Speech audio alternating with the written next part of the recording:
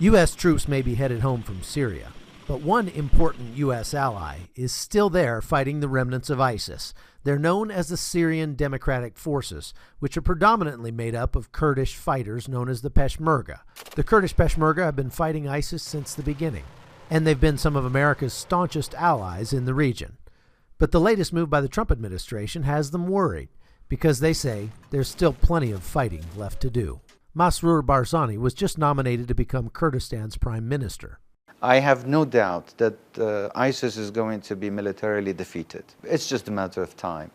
But it will not be eradicated because the ideology will stay. So, and the burden of fighting terrorism will mostly fall on the shoulders of intelligence and security services.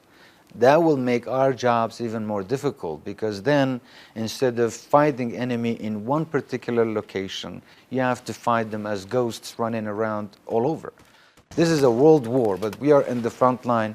But unfortunately, really, we are not being supported to the degree that we need to. The U.S. has often made it harder for the Peshmerga to fight ISIS because we've sometimes refused to sell them the military equipment they need to do so. This American Humvee now belongs to the Kurdish Peshmerga, but they didn't get it from the United States directly. They got it from ISIS. Now, ISIS got it when the Iraqi army left their equipment and ran away in Mosul back in 2014. So the Kurdish army says, we don't get to pay with dollars if we want to buy American equipment. We have to pay with blood, and that's what they mean. At over 30 million, the Kurdish are the largest people group on the planet without a country of their own. And for generations, they've dreamed of one day having a free Kurdistan.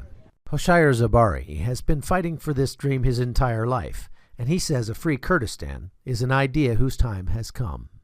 The issue of self-determination for Kurdistan has never been so high by the Kurdish people, that after all this suffering, after all these years, they need a place under the sun also like any other nation.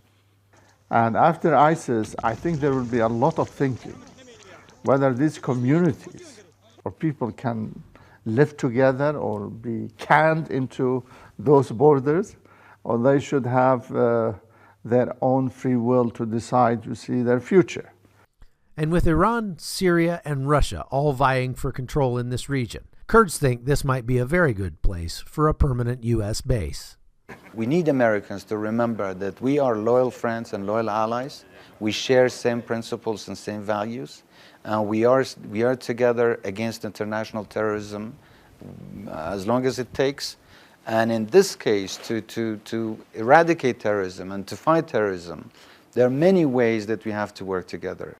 But if the Americans pull out completely, the Kurds will keep fighting, because for them, this fight is about their homeland.